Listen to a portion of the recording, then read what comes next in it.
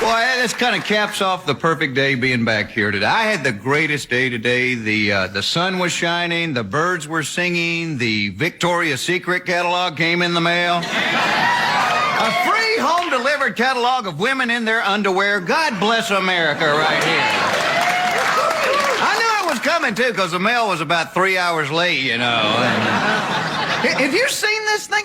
Some of this stuff is so skimpy, Victoria doesn't have a whole lot of secrets left. You give a couple of guys one of these catalogs, we're fascinated. Oh, Mike, come here. Look at this. That has got to hurt like hell right there. Like wearing a big string. Seems like every time you bowl, just cut you right in two. You know what I'm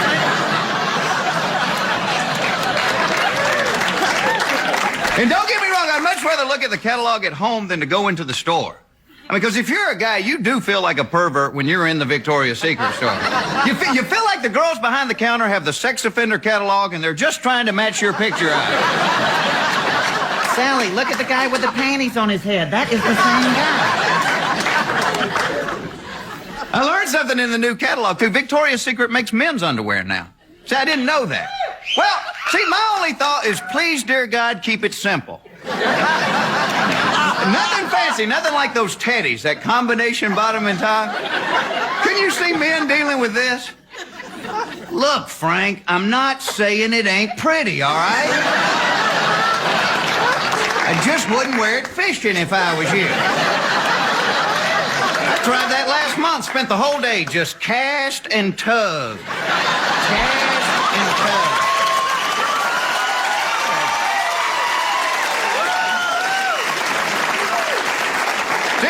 My wife is as pretty as anybody in the catalog. Of course, now, she doesn't think so.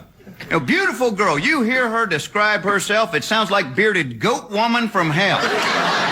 If she looked like that, I'd chain her up in the garage, charge $3 for people to look at her. Now, stand back. This is scary stuff. I'm not kidding. That is my wife. Now, give me the money. See, but she's smarter than I am because she takes so long to get ready, but no matter how late she's running, she knows how to keep me running just as late. This is her best trick right here. When she's putting on this eye stuff, I have no idea what this is, but look. You're not wearing that, are you? No, I ain't wearing this. Just what I'm wearing while you're getting ready.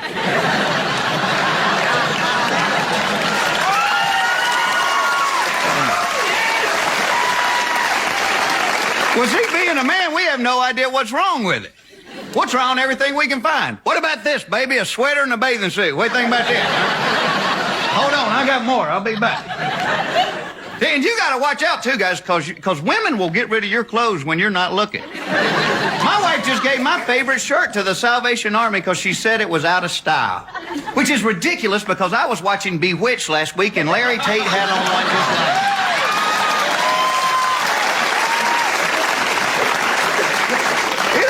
Me. As little as men know about fashion, girls, you still ask our opinion about stuff. We'll be ready to walk out the door, and my wife say something like, honey, which earrings look better with this, the white ones or the black ones?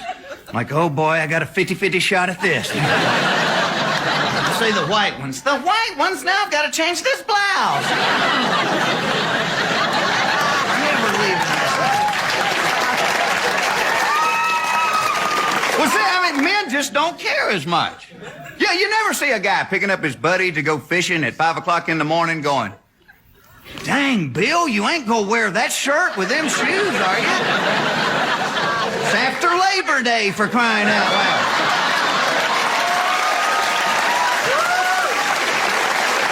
We don't do that. See, and I do believe the sexes are equal, I just don't think they'll ever be the same. Like, great example. Say a guy gets a phone call from a friend of his. He hadn't talked to him in a while. A man will answer the phone and say something like, hello? Wally, you ugly old bald-headed pervert. Where are you, idiot? But you never see women go, hello? Janet, you fat pig.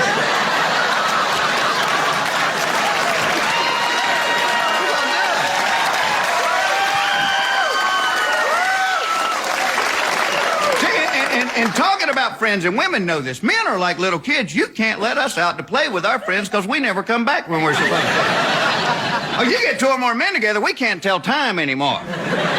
Baby, we'll be back by 5:30, quarter till 6 at the latest. And then we come rolling in like February. See, men know our friends are going to get us in trouble. That's why they're our friends. I mean, you ask a female to describe a friend, you get an answer like, oh, she's the best. You need to talk to somebody. She is always there. You ask a guy to describe a friend, you're going to get something like, oh, he's a great friend. He'll come get you out of jail at 3 o'clock in the morning. Well, it's not really true, because if he was a great friend, his butt would be in jail with you. Sitting on a cot smoking a cigarette going, she didn't look like no cop, did she?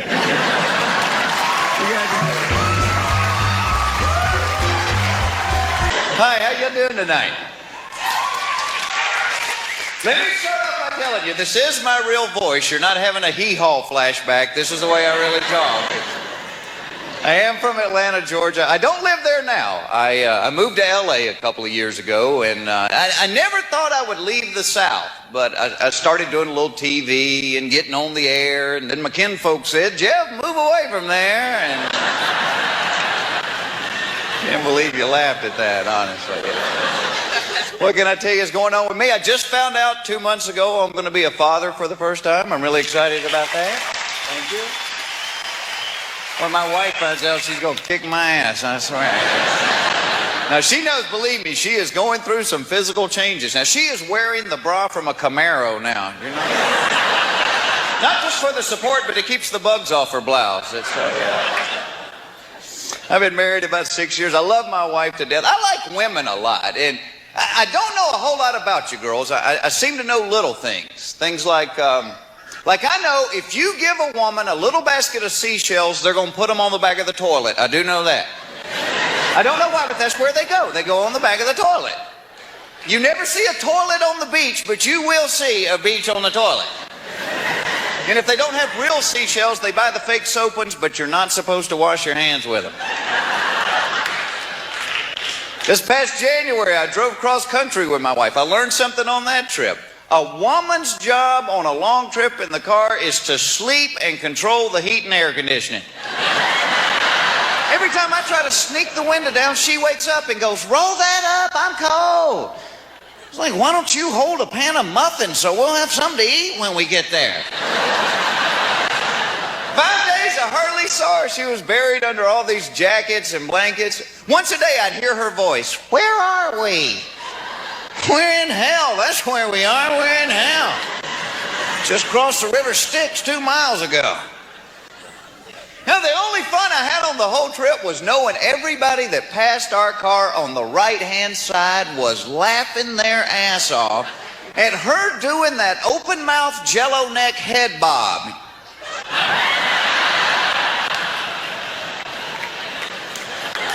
They're laughing at you and you don't even know it. And don't get me wrong, you need a woman on a long trip in the car. You need them. Because they always have food hidden away and they can keep you alive. Well, see, men don't want to stop for food. Men don't want to stop for anything. Because men want to be able to get there, to walk in the front door and go, made it in 5 hours, 18 minutes.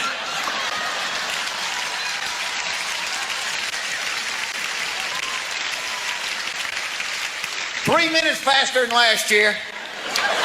Didn't even stop for gas. Pulled up behind a tanker truck. We hooked up with him. Had the kids pee out the window, and here we come, buddy.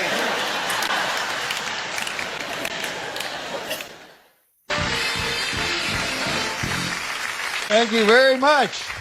It is nice to be back here. As Charlie said, I did write the book, You Might Be a Redneck If. In fact, I have to tell you, this summer I was working in Oklahoma. A guy brought one of the books to the show. The book was real beat up, and the guy came up to me. He said, sir, he said, I keep this on the back of my toilet. Would you sign it? Well, if you'll hold it, I'll sign it. But for those of you that may not know if you're a redneck or not, they asked me to do a few to try to help you out. Things like if you own a home that is mobile and 14 cars that aren't, you might be a redneck. If you take your dog for a walk and you both use the tree at the corner, you might be a redneck. If you refer to the 5th grade as my senior year, you might be a redneck. If you prefer car keys to Q-tips, You groan, but you know what I'm talking about. If the most common phrase heard in your house is somebody go jiggle the handle, you might be a redneck. If you've ever taken a beer to this movie, my brother turns to me and goes, you know that ain't them dogs' real voice. My sister got mad. Well, thanks for spoiling it for everybody else. And we were staying right on the beach. You could tell which rooms were ours. Ours were the ones with the underwear hanging off the balcony. And according to the manager, the site of the only peeing for distance contest they had ever had there. Which I am ashamed to say my Aunt Rose won in the second.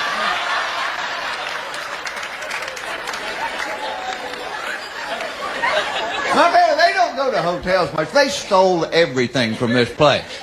When you get out of the shower, you are using toilet paper to dry off with because they have the towels in the Piggly Wiggly bag. One day, one of the maids went to lunch and left her cart in the hall. Lord, they were on that like buzzards on a mule carcass. Picked it clean. I asked my brother, I said, what are you going to do with 180 shower caps? He said, Christmas presents. Then his wife got mad. Well, thanks for spoiling it for everybody else. Like a lot of women, she takes a long time getting ready, but she's smarter than I am, so no matter how late she is, she can keep me right there on her schedule. This is her best trick right here. You're not wearing that, are you? No, I ain't wearing this. It's just what I'm wearing while you're getting ready.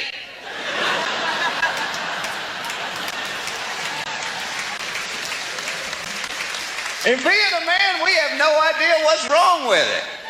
We try on everything we got. What about this? A sweater and a bathing suit. What do you think about that, huh? I got more. Hold on, I'll be back. It amazes me, as little as men know about fashion, girls, you still ask our opinion about stuff. We'll be ready to walk out the door. My wife would say something like, honey, which earrings do you like better, the white ones or the black ones? Oh, hell, I got a 50-50 shot at this.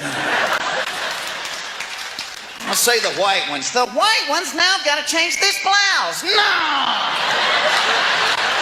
Never leaving this house. Crap, I got to shave again. When we're men, we just don't care as much about how we look. You never see a guy picking up his buddy to go fishing at 5 o'clock in the morning going, damn, Bill, you ain't gonna wear that shirt with them shoes, are you? It's after Labor Day, for crying out loud.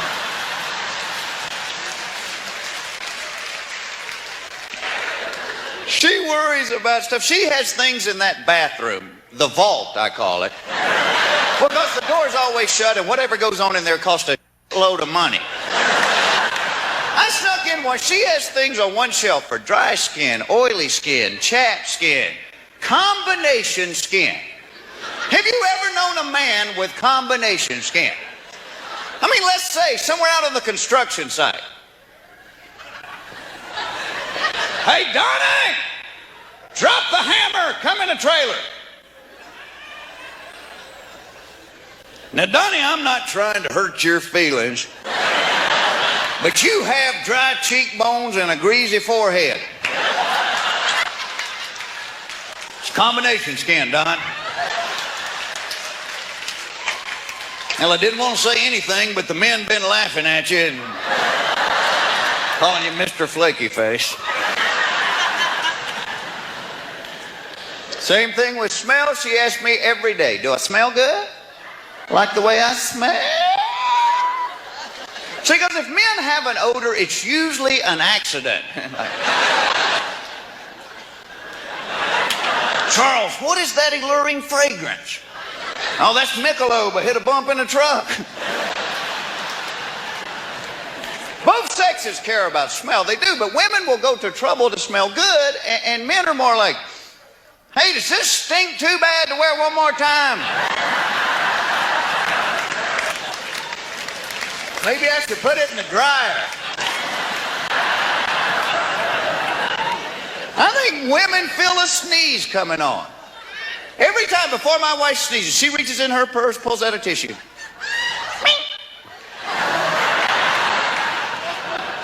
See, men have no idea we're going to sneeze. We could be riding a bus somewhere, it'd be like, what? Oh man, I'm sorry about your shirt. You can put that in the dryer, that'll be all right, yeah. God bless you, take care of yourself. Talking about going to family weddings. Last family wedding of hers we went to, her cousin got married in Baton Rouge where LSU is, so we went down for that wedding and for the rehearsal dinner at Hooters. If I'm lying, I'm dying. And our waitress that night was qualified to work there. Matter of fact, I'm pretty sure she was on a scholarship. But the first time she walked up to the table, my wife's Uncle Don looked at her and went, "Woo! Where'd you get them things, girl?" I thought, oh, she's gonna get mad. And she didn't. She was very cool. She said, "I bought them." Well, then Don's wife, Lois, said, "You know, I've been thinking about buying me some." And Don turned to Lois and said, "You are 62 years old. You getting a boob job would be like hanging a new chandelier in a haunted house."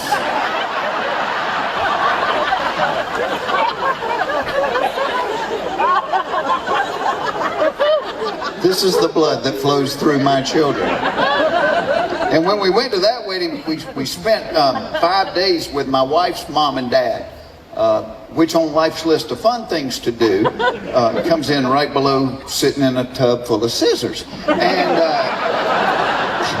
everybody here has family like this. You have people in your family, you love them. You love them to death. You just don't do real well when you have to share the same house, because your lifestyles are different. And that's the case with my in-laws, because they're getting on up there. They're in their golden years.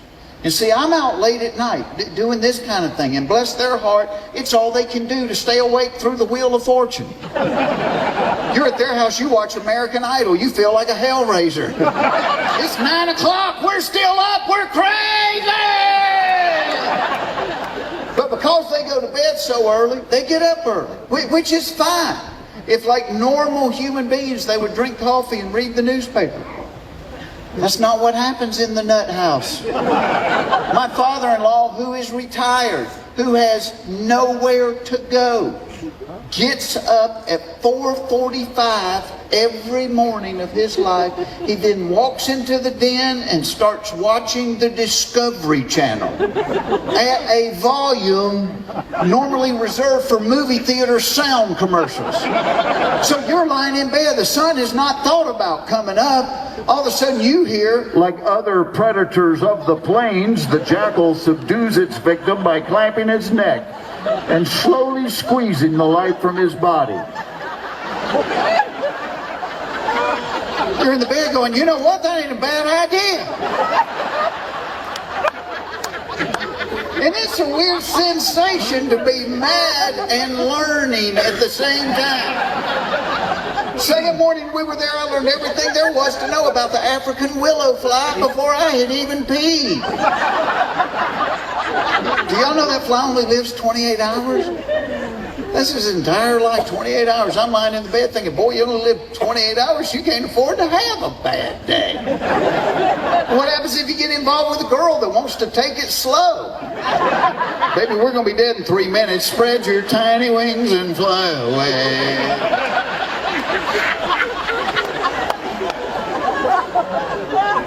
And when we're at their house, we always have to sleep on the fold-out couch. Boy, that's a good night's rest, isn't it? Get that one iron bar under your skull, one under your hip bone, and that last one under your ankles. Sleeping on that thick, thick mattress. I've eaten bologna thicker than the mattress on the fold-out couch. And boy, they keep that house a little warm. The inside of their home is about the same temperature as the bottom of a rocket when it's this high off the ground. And they walk around in sweaters. Is anybody else cold? Is it just me? Is anybody else cold? Hell, I'm naked on the tile bathroom floor, gasping for air. Well, I remember when I was in the 4th grade and the firemen visited our school, they told us that's where the last oxygen would be, right there next to the floor. I'm in the bathroom so long, my mother-in-law's beating on the door. Do you need a correctol? You eat too much cheese.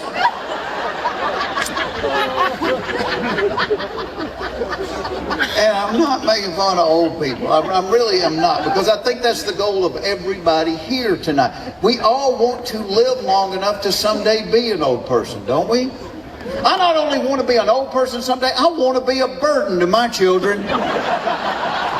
Oh, I know the day's coming. My kids are going to be on the phone with each other going, "It's your turn to take Daddy for a while."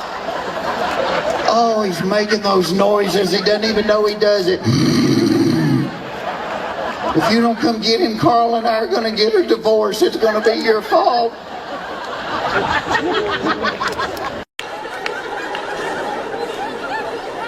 Oh, and trust me, I got rednecks in my family. I got an uncle, every time he gets in and out of the car, he climbs in through the driver's side window. The door's not broke or anything. He just likes to pretend he's a NASCAR driver. I hate it when my mother comes to the show. I hate it. I don't know what I'll tell you a job I think I might be qualified to do. I was doing a show 4 or 5 months ago in Huntington, West Virginia, and as I was flying in, we had to divert because the plane in front of us skidded on the runway because he forgot to put his wheels down. I mean, it seems to me that ought to be on the checklist somewhere. But they diverted us to this airport in Ashland, Kentucky. It's the tiniest airport I've ever been to, and then the guy that was supposed to pick me up couldn't find the Ashland airport because if you get behind that bush, you can't see it. You can't see it. So I sat there for like 2 hours with the 2 guys that work there part-time, and you think I'm making that up? I'm not. So, when they're not cutting grass, you know, they do the thing at the airport. So, and I asked them, I said, what is the most exciting thing that's ever happened here? And one of the guys said, well, last year a goose flew into the windshield of a Cessna. And I said, really? I said, did it break it? And he said, no. He said, them windshields are tough. He said, you know how they test them? And I said, no. He said, they shoot chickens out of a cannon at them. And I was thinking, I remember. Look at it and you think, that's the kind of man I want to be. Might be an uncle, might be a grandfather.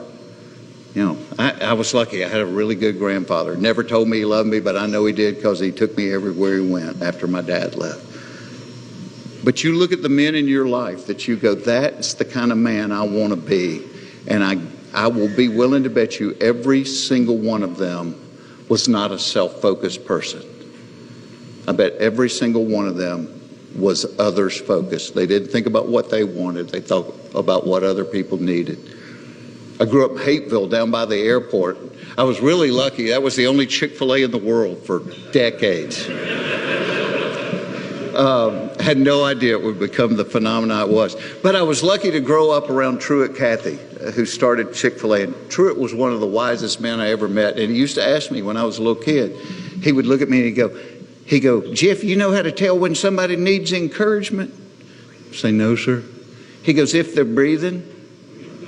He goes, everybody needs encouragement. It doesn't cost you anything to give it to them. No schooling, no money. And so I learned at an early age, be an encourager. If you walk into a place and the homely little girl running the cash registers there go, oh, I love your hair. That's so pretty. Doesn't cost you a thing, made her day. Made her day that somebody saw her, that somebody noticed. And so my whole life, I'm like, crap, Mr. Cathy, that's a great thing. And what it does is it teaches you to see the good in things instead of the bad in things. You know, being a mental guy, when I get up in the morning, I pray 2 things to God. I'm like, A, let me put on the slippers of gratitude. Let me not take for granted that I have something to eat, that I got a house, that I got a bed, that I got a car. 5% of the people in the world own a car. If you own a car, you're in the top 5% of the world. Something like 11 billion people will never take a hot shower one day in their life.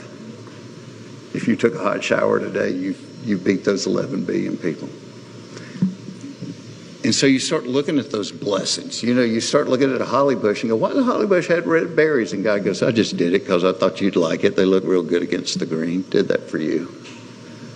And you start seeing blessings everywhere. That's what being an encourager does. You start seeing the good all around you and just realize just how lucky we are. We had no control over where we were going to be born. We had no control over what the color of our skin was going to be. We had no control over who our parents were going to be. But the fact that we live in this country and we're able to go out tonight and assemble and actually talk about the Creator, there's so many places in the world you can't do that. So we're blessed. We're really blessed. And you know what's funny is it's like in our country, you could be part of a group that you don't even know you're a part of until you see something about it on TV or read something about it somewhere. And one morning I'm reading an article in the paper, and it's talking about the Oreo generation. And what it was talking about was people like my wife and I that waited until our mid-30s to have kids. It said you end up kind of being an Oreo because you're raising your children at the same time your parents in their advancing age are kind of reverting back to childhood. So you got them on both ends. And I thought about it, and I looked at my wife and said, you know what this means?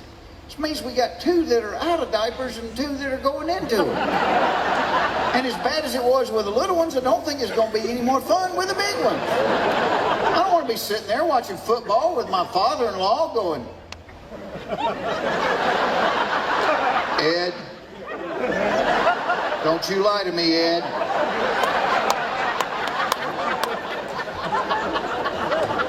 But I got to thinking about this. There's a lot of similarities between kids and seniors. Like they both get discount ticket prices at the movie theater. They both have their own special menu in restaurants. You have to worry about both groups taking drugs. Because it's not just kids. Seniors get a hold of some good stuff. Last time we were with my in-laws, I mentioned that my sinuses were kind of stopped up, and my mother-in-law said, do you want to stop the sniffles or not feel your head? She goes in her purse, pulls out a Ziploc, looks like it has Skittles in it, takes out a tiny green pill and says, say hello to my little friend. I took that thing, I woke up 2 days later laying in the backyard talking to Elvis. She's at the door going, get up, you baby, I take 4 of those and drive to the grocery store.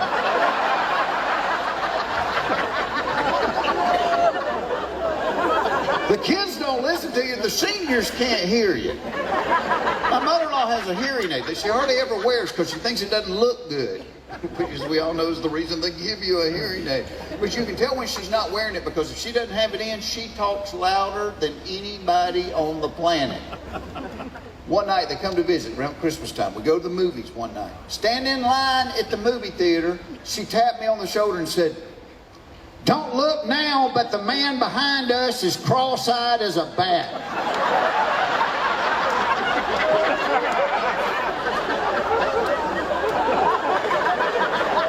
Which is bad for 2 reasons. 1, you are embarrassed to death.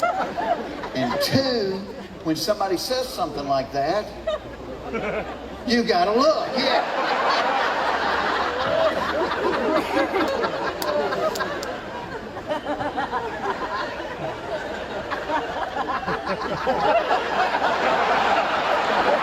Turn around, this guy is glaring at me. Well, he may not have been glaring at me, but he was glaring at somebody.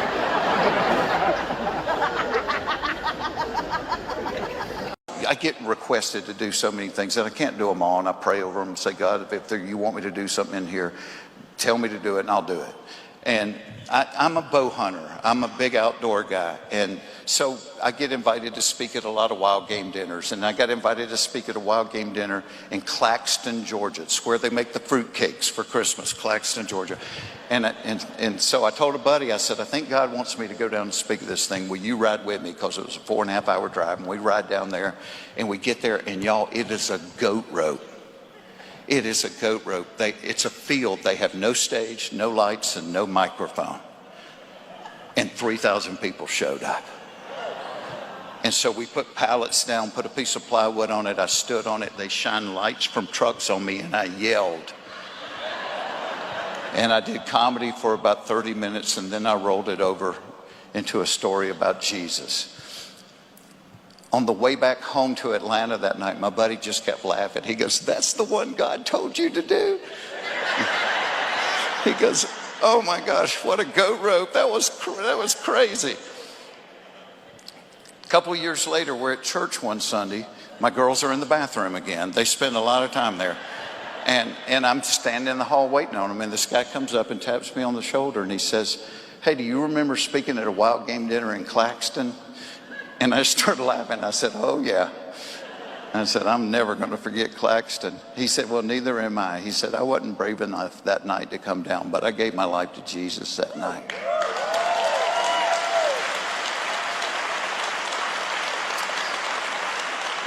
And y'all, just started crying.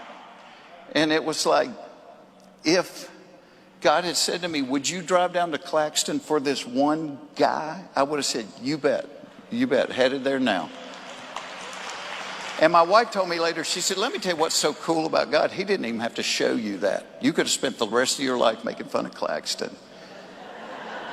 He said, "But he showed you that to encourage you that when he whispers to you and you say yes, he does what he does."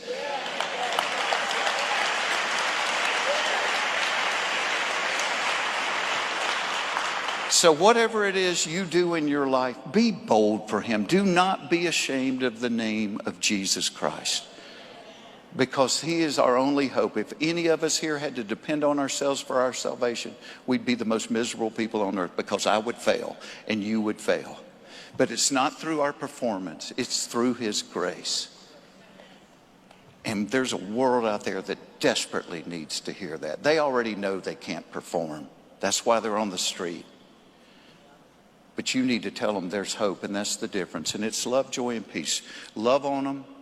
Show them the joy that you have and the peace you have that passes understanding. You don't have to know to understand what's going on in the Middle East. You don't have to understand what's going on in Ukraine, because God says it's not your job to understand it. It's my job. You be at peace, because I made you a covenant promise, and I'm never, ever, ever going to break it.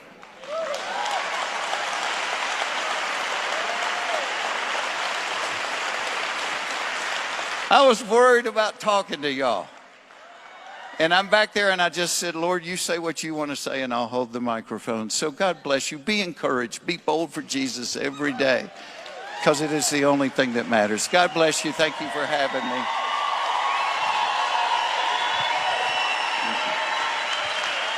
God bless you. Thank you. And you know what's funny is it's like in our country, you could be part of a group that you don't even know you're a part of until you see something about it on TV or read something about it somewhere. And one morning I'm reading an article in the paper, and it's talking about the Oreo generation.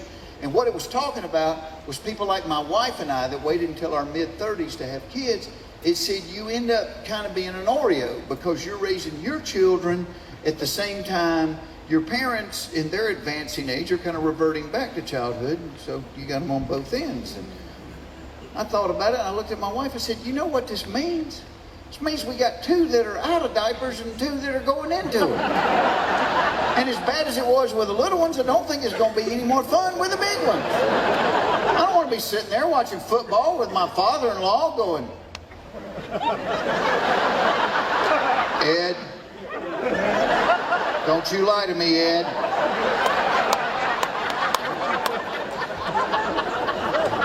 But I got to thinking about this. There's a lot of similarities between kids and seniors. Like they both get discount ticket prices at the movie theater. They both have their own special menu in restaurants. You have to worry about both groups taking drugs. Because it's not just kids. Seniors get a hold of some good stuff. Last time we were with my in-laws, I mentioned that my sinuses were kind of stopped up. And my mother-in-law said, "Do you want to stop the sniffles or not feel your head?" She goes in her purse, pulls out a Ziploc, looks like it has Skittles in it, takes out a tiny green pill and says, "Say hello to my little friend." I took that thing, I woke up 2 days later laying in the backyard talking to Elvis. She's at the door going, "Get up, you baby, I take 4 of those and drive to the grocery store."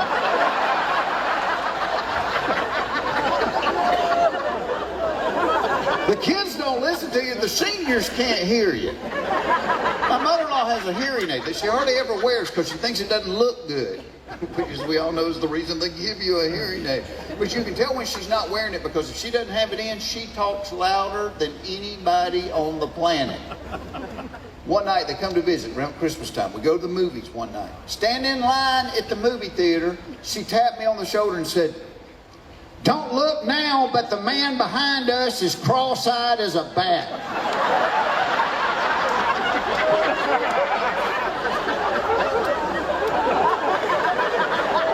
Which is bad for two reasons. One, you are embarrassed to death. And two, when somebody says something like that, you gotta look. Yeah.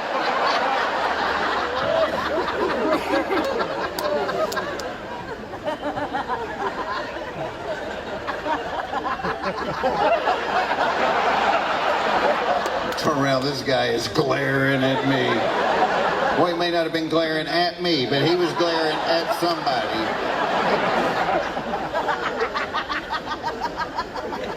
I don't know why my wife continues to ask every year, "What do you want for your birthday?" What do I always want for my birthday? What's every man in here want for his birthday? The same thing every woman in here doesn't want for her birthday. Never one time has my wife said, "You know what, this year, forget the flowers, forget the presents. Why don't you just lock that door and take me to Squeal Town?"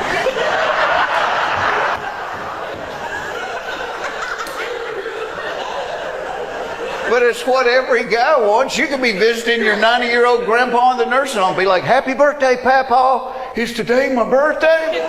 It sure is. Well, help me get my pants off.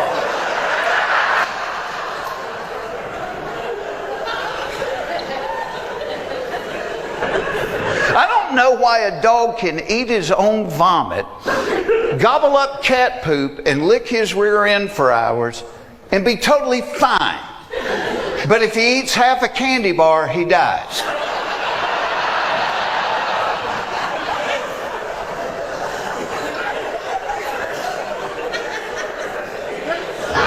I don't know why in 2023 we still have jobs that we will call men's jobs or women's jobs. Like if there's a noise in the house in the middle of the night, whose job is it to go check out the noise? It's the man. Let's be honest. Yeah, you never see this. Phyllis. Phyllis. Run downstairs, see what that noise was. Hey, bring me back a piece of chicken, okay? Now, if there's a noise in the house in the middle of the night, it is the man checking it out. In his underwear, carrying a baseball bat. Because that is the official uniform of suspicious noises, underpants and a baseball bat. I don't know what we're hoping to find. Some guy in the living room in his underwear with a ball.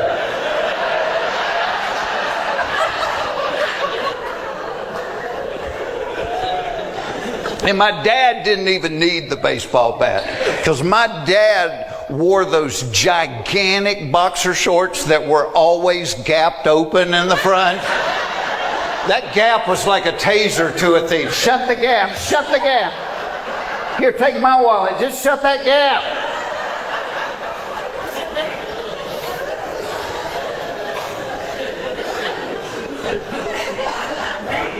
I don't know why every time I get great tickets to a concert, I always end up being seated next to somebody that has to sing every song at the top of their lungs. So several years ago, Simon and Garfunkel came to Atlanta. My wife wanted to go. She had a couple of friends that wanted to go. Well, my mother-in-law wanted to go. Quick backstory on my mother-in-law. My mother-in-law has hearing aids that she refuses to wear because she thinks they don't look good. But because she doesn't wear them, she can't hear a lick. She talks louder than anybody on the planet.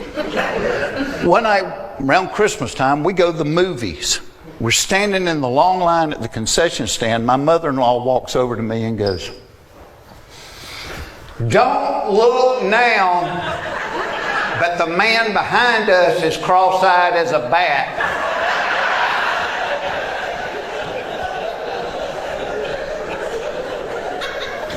which is bad for two reasons. One, you're embarrassed to death.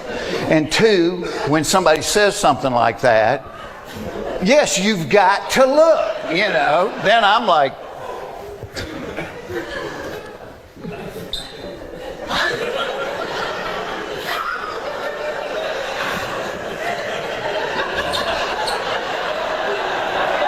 turn around, the guy's glaring at me. Well, he may not have been glaring at me, but he was glaring at somebody. So we go to Simon and Garfunkel. Somehow I end up being seated next to my mother-in-law. She doesn't have the hearing aids in. She sang every Simon and Garfunkel song, and she knew the words to none of them. Like a witch over Bubbles' daughter. Or you can, I will grease your pine. Grease your pine? That's what you got out of that? You know, actually on the last special, we listed all these ways for people to tell if they were a redneck or not. And then I come to Texas and people are going, you left a bunch of them out. So we'll do round two for you here. See how many people qualify. I don't want to act like I don't know anything, because you don't get to be this age and haven't learned something. All right, my plane ride out here, y'all got to help me. Because here's the weird thing as a comic. You don't know if something's funny or not until you try it out on somebody. So I was thinking there's got to be some things you do know. So I'm going to call these the facts of life. That's nothing to do with sex, just things you know. Facts. All right, here's a fact of life. If you want the phone to ring, sit on the toilet. My phone won't ring all day long. I sit on the toilet and starts, and then you got your pants around your ankle. And you never make it in time. You check caller ID. It's a toll-free number. All right, here's another one. Here's a fact of life. If you are trying to get to the bathroom in an emergency situation, unbuttoning your pants in an effort to save time is not a good idea. Because the muscles that guard the floodgates take that unbuttoning as a sign to abandon their post. And the 4 seconds you saved unbuttoning are nullified by the hour and a half you spend mopping and doing a load of laundry. Oh, 2 for 2, I'm so happy. Fact of life, the insanity of the person driving the car is directly proportional to the number of bumper stickers on the back of the car. Am I right? Doesn't matter left wing, right wing. When you pull up behind a car with 25 bumper stickers, you're like, somebody's avoiding them at the family reunion, I guarantee you. Fact of life, the more kids you have, the worse your parenting becomes. People with 1 kid are making homemade baby food out of organic vegetables they grew in their own garden. By the time the 4th kid comes along, you're drinking a beer while you watch your toddler pull a milk dud out from under the stove and eat it.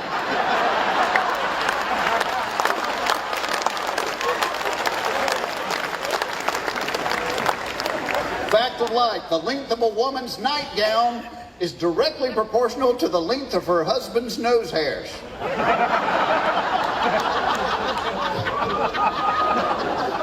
We're a little iffy on that one. Fact of life, if you agree to follow somebody in your car going somewhere you have no idea where you're going, that person will run every yellow light and change lanes like somebody on World's Scariest Police Chases. It could be your 80-year-old uncle. When you agree to follow him from the church to the reception, he suddenly becomes the Dukes of Hazzard. He's like jumping creeks and turning corners on 2 wheels. All right, fact of life. Hopefully this is... See, this is... I just think if my family does it, we're not the only ones. So we'll find out. Fact of life. Everybody on the planet, no matter where you live, no matter how much money you got, everybody has a junk drawer in their house.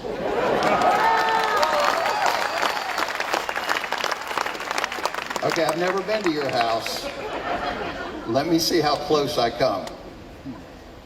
Within that drawer, there are an assortment of screws and paper clips, 6 rubber bands, 2 marbles, 5 AA batteries, you don't know if they're good or bad, 10 pizza coupons, all of which have expired, a broken garage door opener, 2 packets of soy sauce, some cough drops, a tube of glue Superman could not get the top off of, and 1 lens from a pair of sunglasses. Good, okay? All right, here we go. 37 cents in change, including a nickel with a hole in it, 3 birthday candles, a checkbook from a bank you used 10 years ago, a combination lock that is locked and you do not know the combination to it, 7 keys that go to God knows what, the light bulb from a flashlight, 6 business cards from people you don't remember meeting, a picture of somebody's gap-toothed kid in a cap and gown, 1 shoestring, directions to a coffee maker you no longer own, a bullet, a keychain your kid made that was too ugly to actually use, 3 Tic Tacs, a piece of string, and a dead roach laying on its back with its feet in the air.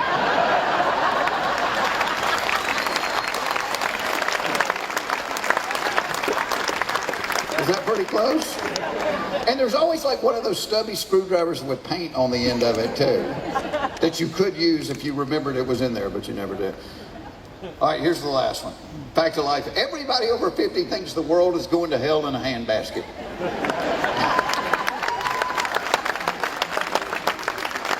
And it's our own fault. Because, and we didn't start out to do this, but we may go down in history as the worst generation of parents to ever live.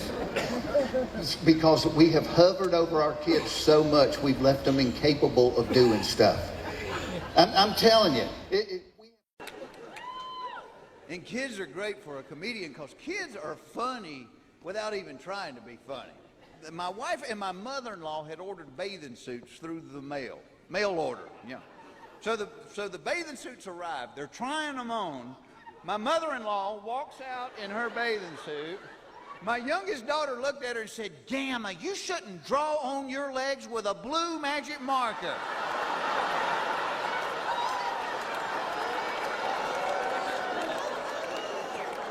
Needless to say, I had to mop up the milk I had been drinking because it was on the other side of the room, which is pretty good distance through your nose. That's gonna sting a little while. But in conclusion, let me share one comedy road story with you about me. So, COVID started in 2020. So the summer of 2019, Larry, the cable guy, and I were doing a bunch of dates together that summer. And when you do summer dates, they're almost all outside. You're either doing amphitheaters or country music festivals or, fairs. You're always outside and you get used to being hot. We did a music festival in Phoenix. It was 112 when we went on stage. And the promoter was trying to make us feel better. He goes, "Come on, fellas, it's a dry heat." I said, "So is the electric chair. It's 112 degrees, so." But I don't sweat very much. I mean, you can see I don't sweat when I'm up here. And so we do this show one night in the South. I'm not even going to say the name of the city because there may be a computer genius here that can get the footage of this. But we did a show one night, and it was not only hot, it was humid as rip. So 10 minutes in the show, I got sweat dripping off my nose onto the stage. 20 minutes in, looks like a wet t-shirt contest. By the end of it, I look like I've been sprayed with a fire hose. I've never sweated this much in my life. And we usually don't eat before a show because it makes you feel kind of sluggish, so we're always hungry, when we get off stage. So I get off stage that night, and I'm in the dressing room, and I'm just pounding Gatorade and water trying to rehydrate. And I hear Larry, the cable guy, coming down the hall, and he slides into my dressing room. He's like, "Hey, let's go eat." And Larry says this a lot. And I usually go because it's fun to watch Larry eat. It's impressive. But I said, "Dude," I said, "not tonight." I said, "I got too hot. I'm not hungry." I said, "I'm just going back to the hotel and going to bed." He's like, "Yeah, right. Come on, let's go eat." I said, "No, I'm not hungry. I got too hot. I'm not kidding with you." He goes, "Are you serious?" He goes, "I cannot wait till you ask me to do something for you." are you, 9 years old? You know, it's not personal. I got too hot. I'm not hungry. So I got in the van. I got them to take me back to the hotel and got in my room. And probably a lot of y'all make your living on the road. You have your little routine. When I'm on the road, I like it really dark when I sleep. I like it really cold, so I'll turn the thermostat down. But when you're doing stand-up, you're in a different city every night. Every hotel room is different than the day before. So one of my tricks is I always turn the light on in the bathroom, and I'll shut the door. But that way, if I wake up in the middle of the night and I have to go, I can see that light. I know that kind of orients me, and I know where I am. And I usually sleep in my underwear, but this night they're wet. My socks are wet. I've sweated that much, and I'm like, I'm not sleeping in wet underwear. And I told you I only packed 3 pairs, so I just peel them off and I flop in the bed naked and I'm out. Well, I wake up about 1:30 in the morning and I really, really have to pee, probably from all the Gatorade and the water. And any guy over 40 knows what I'm talking about. You have to pee too much to go back to sleep.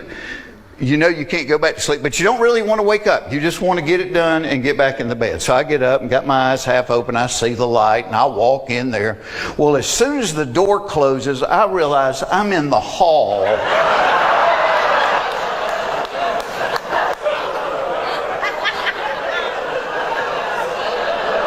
of a really nice hotel without a stitch of clothes on. And you want to wake up in a hurry, forget coffee. This is the way to do it right here. So I'm trying to think through it. Well, Larry's room was right across the hall from mine. And I'm thinking, thank God, I run over there and I'm knocking on the door and he's not answering. And all I can picture him peeking through the keyhole and laughing. But as I'm knocking on the door, I hear the elevator ding. And I'm like, okay, well, I got a 50-50 shot. They're either going to get off and go the other way, or they're going to get off and come towards me. And sure enough, these 2 Korean guys, they're talking with each other. They get off and they start walking right towards me. And I'm like, what do you do? What do you do? And I'm like, you act like nothing's up. That's what you do. So I start walking towards them. Literally past them in the hall. Hey, how you doing? And one of them said something, which I really hoped meant, wow, that was impressive. But when I looked it up on Translator, I found out it meant, did you see her mustache?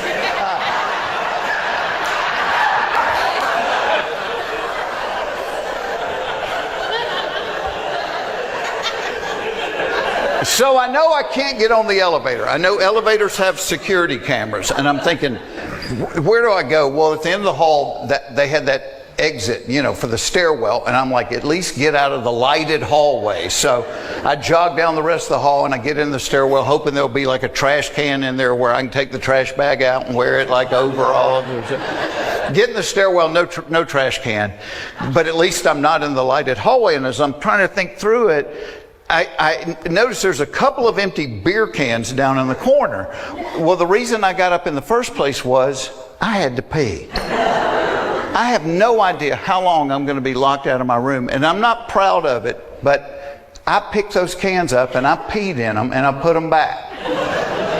I felt horrible about it, but it was old Milwaukee, and I figure whoever cleans them up will go, yeah, that's old Milwaukee, all right.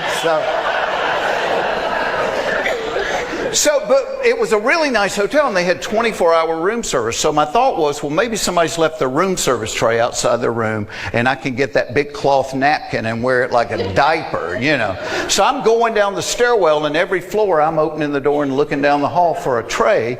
And I get about 3 or 4 floors down. I hadn't found a tray yet, but somebody's left a couple of pizza boxes outside their room. Well, to me, it looks like a folded tuxedo sitting there. So I run down there, I get the pizza boxes, and I bring them back, and I go down the last 3 or 4 floors and never do find a room service tray. But by now, it's really late. It's like 2 in the morning, and I get to lobby level. Well, I can crack the door, and I can see almost the entire lobby. I don't see a soul.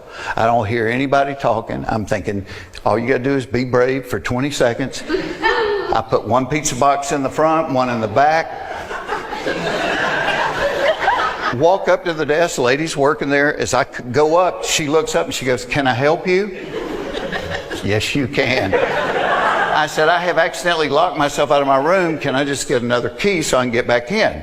She goes, do you have any identification? I said, I do, but it's in my other pizza box. I'm like, no, I locked myself out of my room. I got nothing. And she says, I need to talk to a manager. And she goes behind the wall, and I'm thinking, she's not calling a manager, she's calling the cops. But it's 2 a.m. I'm naked with a pizza box in front of my junk. Where am I going to go? Yeah, so they had a bellhop stand, like a podium, and I got behind that, and I'm just waiting on her. Well, as I'm waiting, all of a sudden the front doors to the hotel open up, and in walks Larry the Cable Guy and our tour manager. And I'm like, thank you, God. Here's answered prayer. So they walk across the lobby. Again, I'm naked holding a pizza box. Larry does not say, oh my gosh, buddy, what happened to you? He looked at me. He looked at the pizza box. He goes, I thought you said you wasn't hungry.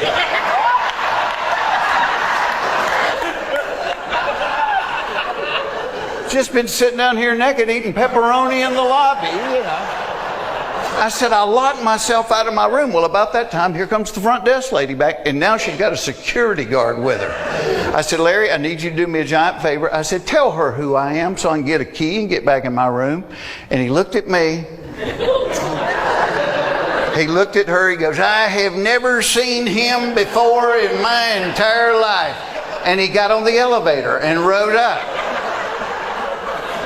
Thankfully, the security guard started laughing. He recognized both of us. He was one of the nicest human beings I've ever met in my life. He got the magic key.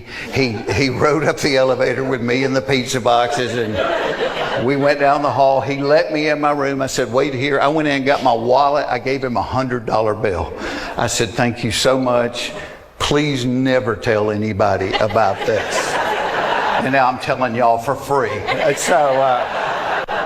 But I got back in my room, I put my sweatpants on, put a t-shirt on, made sure I had that room key in my pocket, and I waited about 10 minutes, and I walked back across the hall and knock on Larry's door. He opens the door, he's still laughing.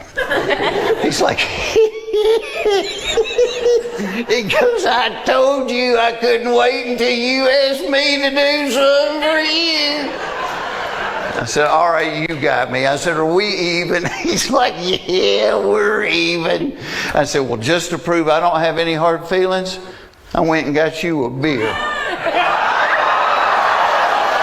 Thanks, y'all. God bless you. Thank you for being here.